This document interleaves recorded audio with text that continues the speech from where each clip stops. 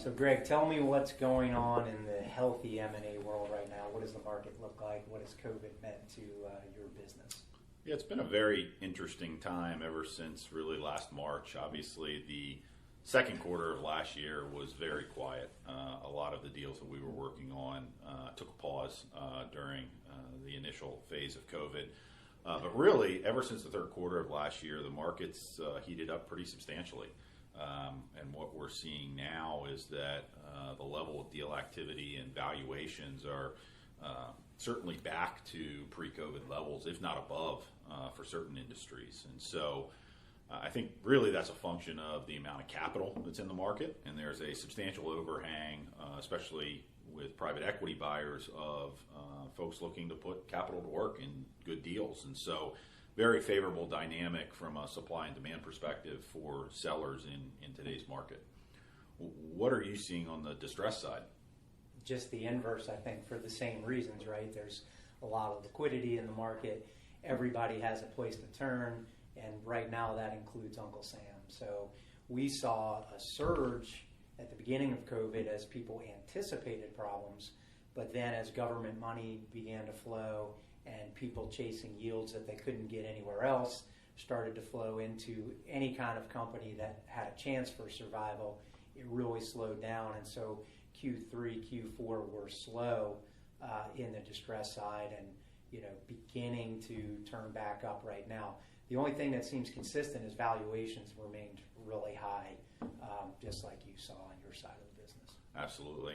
And we really expect more of the same for the balance of this year on the healthy side of the business, especially with looming changes in capital gains rates, pushing a lot of sellers into the market maybe a little bit earlier than they otherwise would have considered, in combination with a really healthy valuations that are available. I think it's going to be an exceptionally busy second half of the year in 21 as people try and get in under the current cap gains tax rates. Yeah, if you're even thinking about selling in the next 3 years, it's kind of incumbent upon you to take a hard look now while capital gains are favorable. On the distress side, I think the economy is poised to do quite well for the rest of the year, but I think there were many companies who were really ready to go to market in 2019 because they needed to bring in new capital, either whether that was an equity raise, maybe refinancing debt, or looking at a sale of the business to make it stronger. And they kind of skated by through 2020 because banks were very generous with their forbearance, and there was PPP money. I think both of those are starting to wane. And so while the economy is going to do well and that will lift a lot of boats, there are some that were probably springing leaks in 2019 and now need some work. So let's jump to kind of what is unique about SC&H Capital's approach to healthy M&A. What are the things that you do differently that really drive value? And maybe that'll lead us to a discussion about what's different in our processes. Yeah, our value proposition to the market and to our clients is, as a boutique investment bank, is really to bring a higher level of sophistication that you might find from larger investment banks down into the lower middle market to your average family founder-owned business. And to do that in a way that provides them that higher level of sophistication, but with the senior level touch that many of those clients like and need from a boutique investment bank. And so what that really means for our clients, I think, is that we're very thoughtful in our approach to how we design a process for a client. And that process needs to be designed with a real focus on what is that client trying to achieve, and what is the best way to do that and design and execute a process that maximizes the chance of a successful outcome for the client. And so process design is a big part of what we spend time up front with the client, really understanding their objectives and then thinking critically about how best to achieve those in a go-to-market strategy.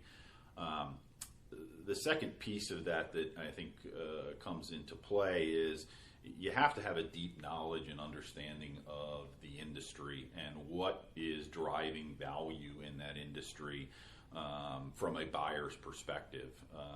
That understanding the buyer pool and what they're looking for is really key with matching up and designing a process, because a lot of the times that proper selection of the right buyers to include in that process is a really important component to achieving your strategic objective in terms of the outcome. And so that focus on the right portion of the market and buyers allows you to achieve that best outcome, but do it in a fashion that is efficient, right? And clients want to get in and out of these processes as quickly as they can once they've made the decision to sell the company.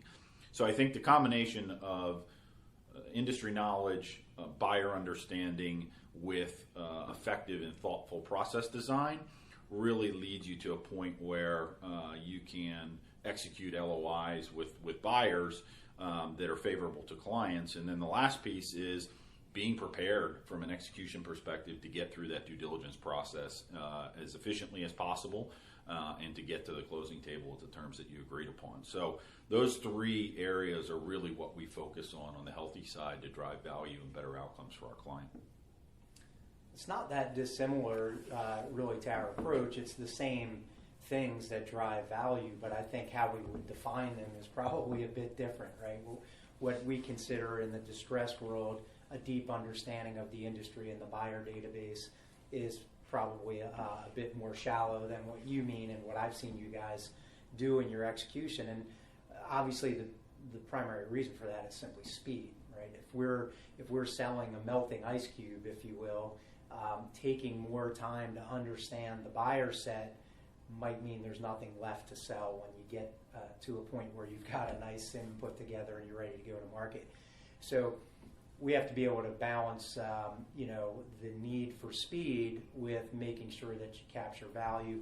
And probably on our side, a broader approach is required because you need to satisfy a creditor body or a judge or a trustee that your process was commercially reasonable, that anybody and everybody who could have bid had an opportunity to do so. And also, I think where it's not so easy and clear cut as showing, here's EBITDA, here's an industry multiple. We don't have EBITDA, right? 100 times 0 is 0 in many of our cases. So really what's going to drive value in those cases is competition, and that just demands a broader process and going to market quickly.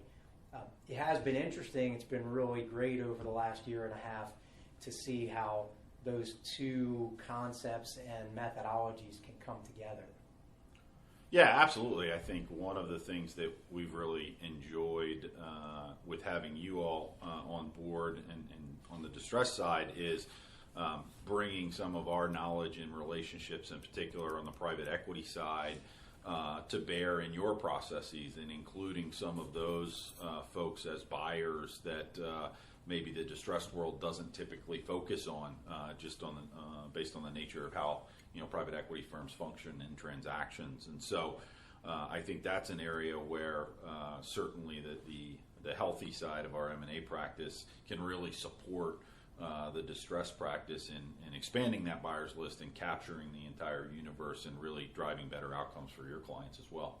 Yeah, that's a great point. I think very few distressed M&A shops have any reason to have relationships with many of the private equity groups that you know very well. You pick up the phone, you know somebody on a first name basis, you know why they might be interested in a particular target, what other things they hold, what other platform companies they have. And most distressed shops just wouldn't have that because those private equity groups aren't going to look at their deals. And I found that very useful. I mean, we certainly have a pool of private equity or family offices that like the distress space. They're easy for us to get to, but it has become easier to get to other private equity groups where your team has had relationships and deep understandings of those groups. A couple other things I like about kind of the hybrid model, if you will. Look, as I said, I use the term melting ice cube. When it is a melting ice cube, we need to run the same process we've always run, which is very broad, quick, effective, maximizes value. But not everything is a melting ice cube. And I think most distressed M&A shops tend to view every troubled deal the same way. And we've learned to look at them kind of on a spectrum. And some of them really aren't melting ice cubes. They're diamonds in the rough. And there's a little bit of runway. The bank is patient. People see the value. And so we're taking some of the things from your practice and incorporating them into our practice. And we are doing a deeper dive on buyers and understanding what the leverage points might be for them. Why, is that a private equity group that needs to get money to work in the next few months? Is that a strategic buyer who can pay more because they have synergies, where they have a sponsor with deep pockets that's been acquisitive? And so using the tools like Cap IQ and PitchBook that you guys would always use has been very helpful. The other thing is, if you hire a distressed-only M&A shop, there's a certain stigma that might come with that, right? Nobody's in a rush to get to their country club and say, hey, I hired this investment bank that's an expert in distressed companies. And sometimes owners have a fear that that is going to set the stage for what the valuation should be.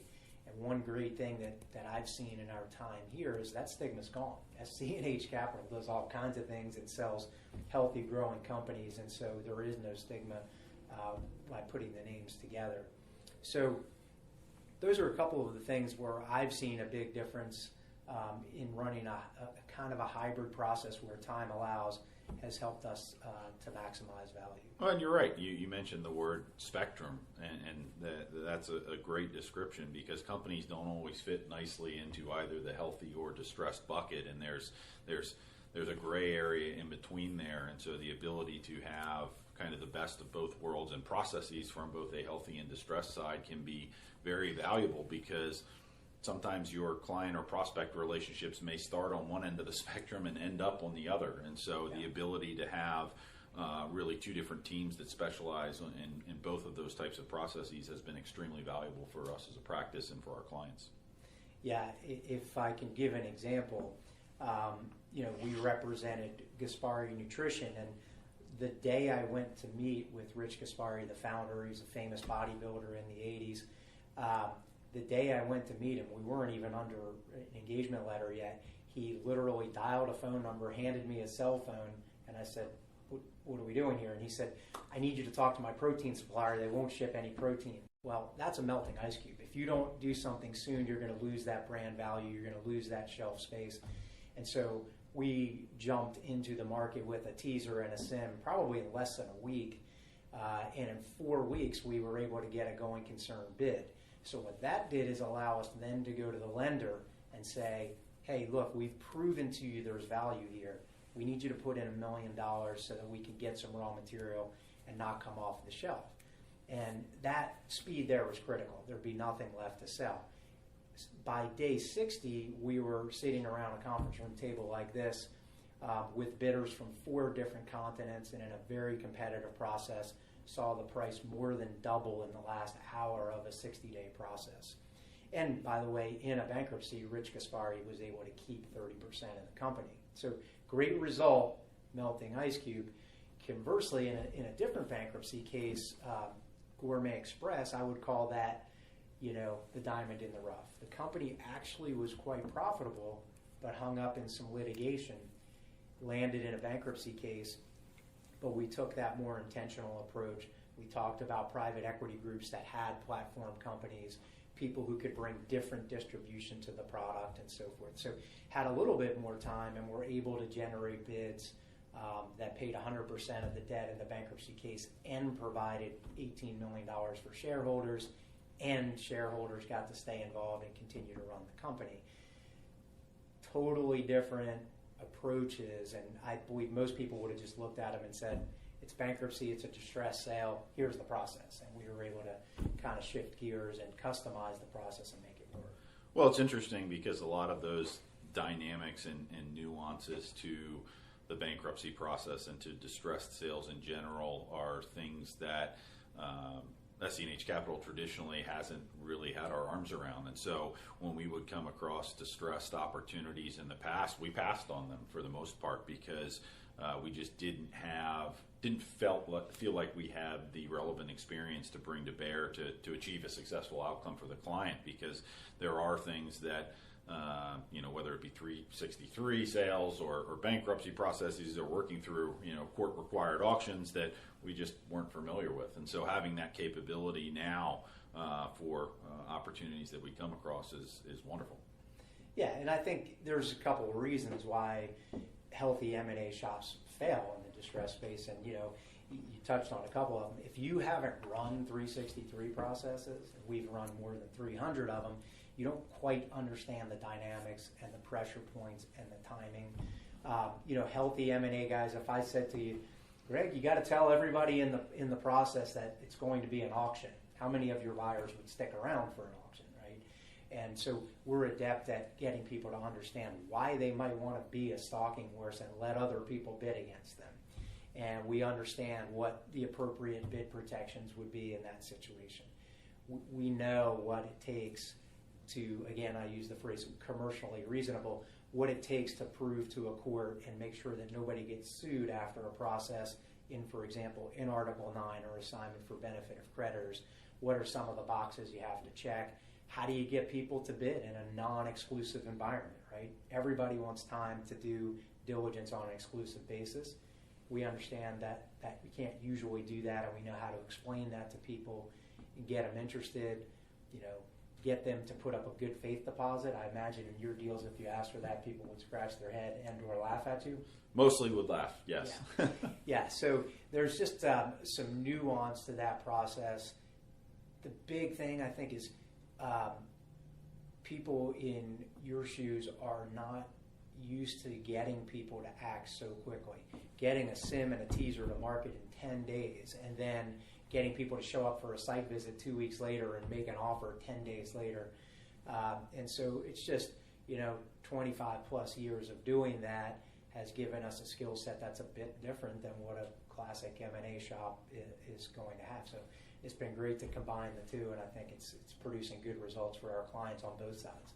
Well, and blending that experience with our approach on the healthy side for those companies that may be in the middle of that spectrum, I think is a really great solution and a unique solution in the market to have the capabilities to really move quickly if the situation demands it, or to take the time and be more thoughtful from a process design and buyer outreach perspective than maybe some bankruptcy proceedings allow for. So that combination of skills to apply to the situation as necessary is a great option to have. Yeah.